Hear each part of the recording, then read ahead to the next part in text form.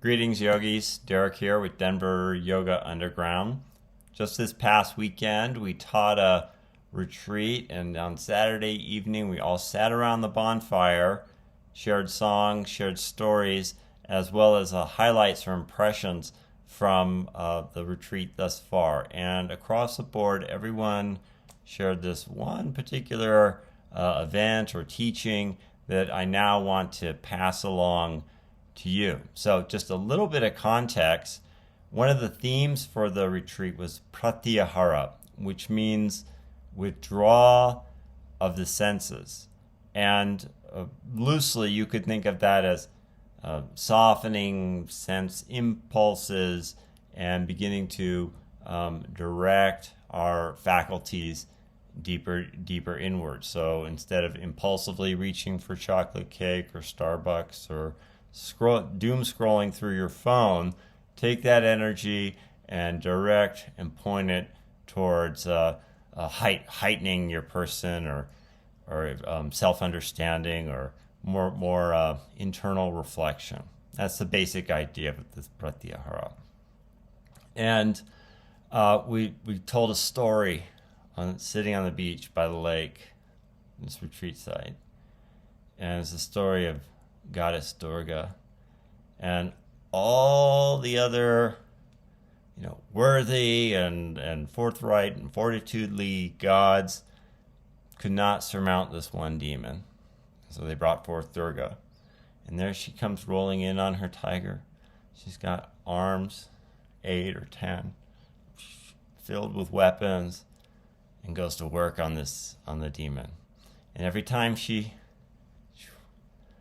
severs him, a drop of blood hits the earth, and a new demon comes up.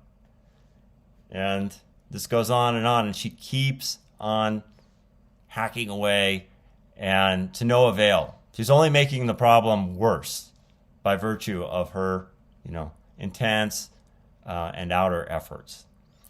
And then she pauses for a moment, goes inside, summons, concentrates right at Agya, and from her third eye emerges none other than the goddess Kali. Kali, another name for her is time. She is both that aspect of creation as well as destruction that's inherent in this whole time process. But back to the battle.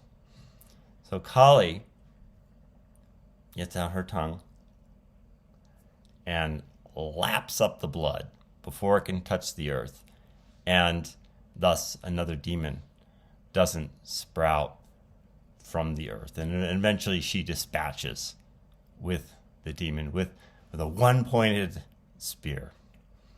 Okay, maybe that sounds a little gruesome and gnarly, but here was the lesson or the carryover that the students were sharing by that bonfire, is that for every kind of outward pursuit we may take on, whether it be through our senses or whether it be through our passion, or know that for everything that gets crossed off of our to-do list, we're actually inviting, 3 or 4 more, so-called demons or additional tasks to sprout or to crop up like this. And no matter how frantically Durga would slash and hack with her many, many arms, far more arms than you or I have, it was to no avail. And it wasn't until that one pointed spear of attention that they were able to prevail.